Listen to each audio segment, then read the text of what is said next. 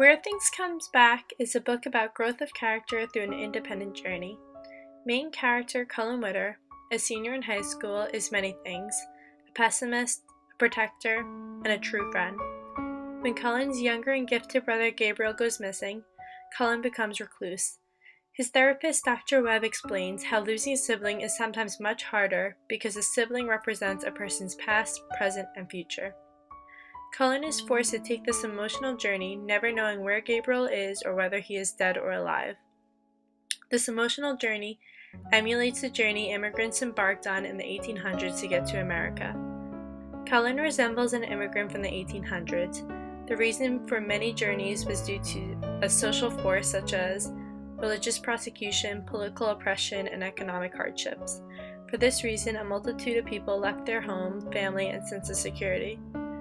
Cullen mirrors this. He is forced on a journey the moment Gabriel was taken by Cabot.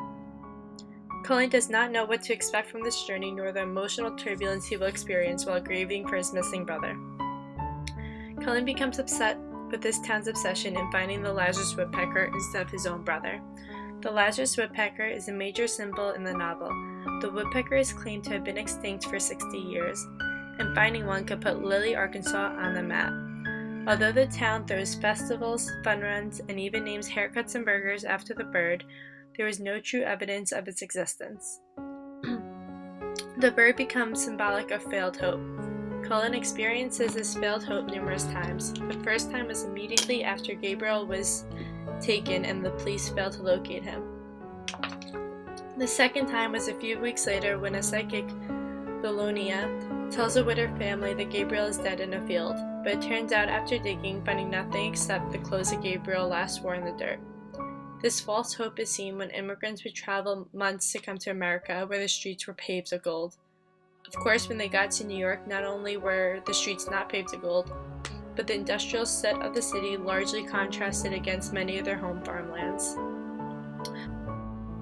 When Cullen believes he spots the Lazarus woodpecker, he is filled with hope that things do come back. This hope emulates that of immigrants when they spotted the Statue of Liberty. The Statue of Liberty is symbolic of freedom, complete with the fulfilling quote etched on its base: "Give me your tired, your poor, your huddled masses yearning to breathe free. The wretched refuse of your teeming shore. Send these, the homeless, tempest-tossed to me. I lift my lamp beside the golden door." Towards the end of a long journey, both of these symbols, the woodpecker and the Statue of Liberty, fill the individual with joyous hope that their story will end happily. Soon after immigrants pass the Statue of Liberty, they come upon Ellis Island, coined the Isle of Hope or the Isle of Tears. Ellis Island was suspected to be the last major hurdle immigrants had to face in order to come into America.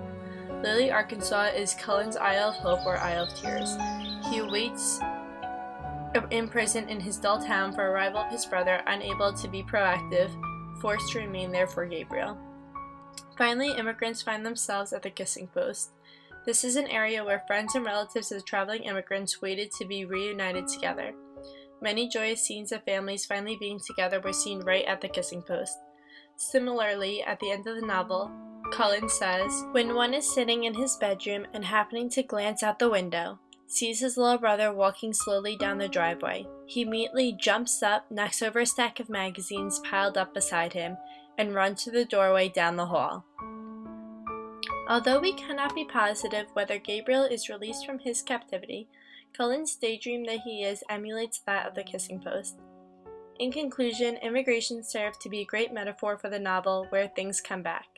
The emotional turbulence of the journey correlates well to each other and help give visualization to the suffering Cullen felt internally.